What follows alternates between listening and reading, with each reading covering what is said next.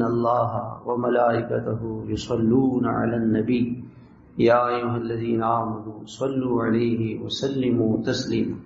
پوری آیت اللہ نے نازل فرمائی اور یوں ارشاد فرمایا کہ اللہ درود بھیجتے ہیں، اللہ رحمتیں نازل فرماتے ہیں. درود کے معنی رحمت ہے.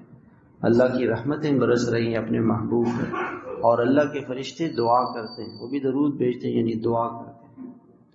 تو پہلے اللہ نے اپنا نام لیا، پھر فرشتوں کا نام لیا. لیکن اللہ نے نماز کا، روزے کا، حج کا، زکوٰۃ کا حکم اللہ تعالیٰ نے دیا ہے، مگر اس میں یہ نہیں فرمایا کہ میں بھی روزہ رکھتا ہوں تم بھی رکھو، میں بھی حج کرتا ہوں تم بھی حج کرو، میں بھی نماز پڑھتا ہوں تم بھی نماز پڑھو.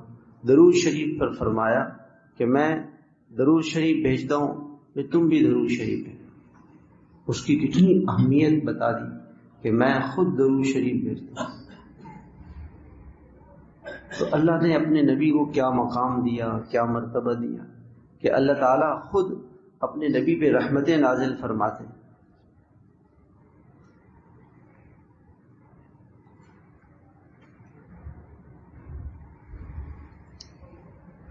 اور